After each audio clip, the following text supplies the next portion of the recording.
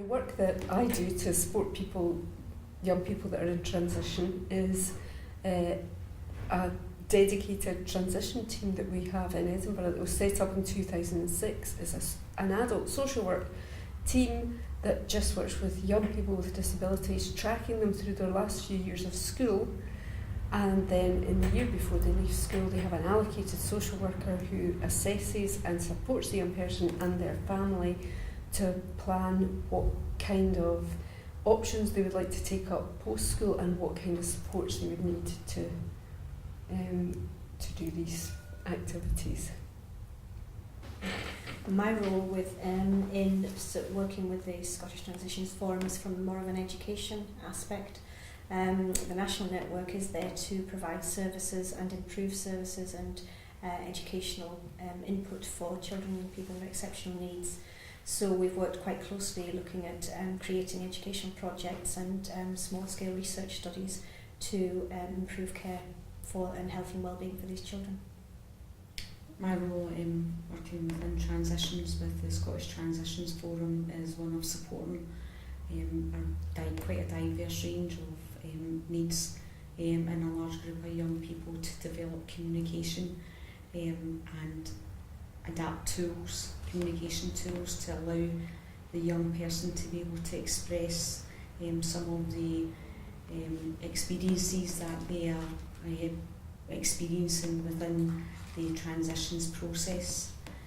So some of that work is led with us through our advisory team who work with the parents in providing training and awareness, and the Scottish Transitions Forum have been really good at providing the expertise and knowledge within that field. Well, we were a relatively new team. There wasn't very many transition teams around, if there was any. So our work with the Scottish Transitions Forum, when they were set up in 2010, it was great to have a forum where you could meet other people from other councils who were maybe doing something like we were doing, or little bits of something that we were doing, or really wanted to be doing what we were doing but weren't.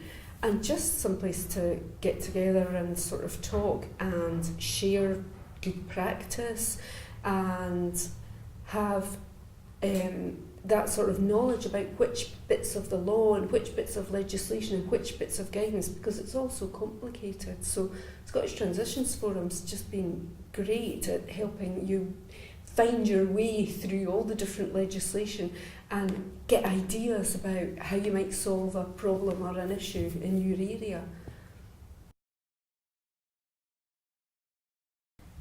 I'd describe our role with the network as one of real positive partnership working with the Scottish Transitions Forum, because what they've done, as Joan was alluding to there, the whole information around the social setting as opposed to just focusing on health. They've worked with us and looked at the legislation, the policies, the guidance, and particularly in developing educational tools that we can put out onto the website that are accessible for all. So we're talking about partners from health, education, social care, third sector and independent partners that need to access opportunities for professional development. It's been one of sharing experience, looking at improving health and well-being for children and young people with exceptional needs who are facing or going through transition. In our relationship with the Scottish Transitions Forum, we feel that we have benefited from their experience in bringing different elements of networks together, whether it be health, social care, but different levels within that. So that's gave us an opening to be able to work jointly with other partnerships such as arthritis care, etc. So we came in at the point where the principles of transition were very effective, and we were part of that bigger network in bringing all of that together and reviewing it from the original, the very first 9 principles. So for us to have an input along with the people that we support, it gives them a sense of ownership, and they feel part of a much bigger network of young people who have different levels of need.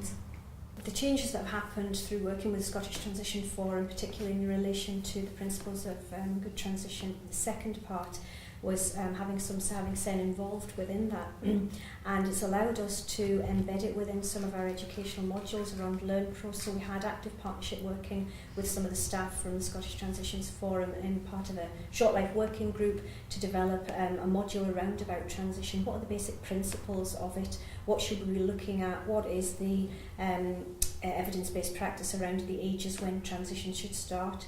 So we use the principles of good transition as a core document within that. And more recently, we've just been able to embed that as well within a new undergraduate children, young people's nursing textbook, which is due out this year. So again, it's looking at that educating child health nurses, particularly from undergraduate perspective. They're going to go out and be practitioners out in the areas. They need to understand what the principles of transition are.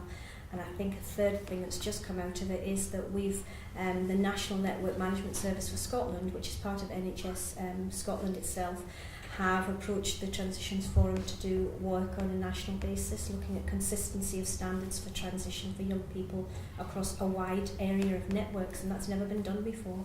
So I think it raises the profile of the Transitions Forum, and it provides evidence for sound base. I think the next steps for the transition, what they could do would be focusing on the impact, the psychological impact on parents, particularly, or carers, or those who are caring for the children, the young people that are going through transition, to really get some evidence base behind that, to find out what is the emotional impact for themselves, because again, we were involved in a recent sort of part of a study with Talking Mats, which looked at what do young people think about transition. I'm talking about young people with very complex and exceptional needs. What did they think about transition? What were the experiences for them? What were the experiences for the parents as well at the same time? And out of this study came the massive psychological impact of them. So perhaps if some work around there, and also some work around the different life transition points. So going from preschool, from nursery through to school, from school through to high school, and not just focusing on that child to adult health services, which is where we tend to think about transitions, but using the transitional life points that are still very, very difficult, particularly if a child or a young person has any sort of additional needs. I would welcome the Scottish Transitions Forum focusing on advising government. And one of the areas that I really welcome is the mapping of the legislation. And when you see the work they've already done on mapping the legislation, you can see how enormously complicated and conflicting it is. So any improvements in that would be great. I also think that it would be good if the Scottish Transitions Forum could work on getting more active involvement in the forum from schools and education authorities.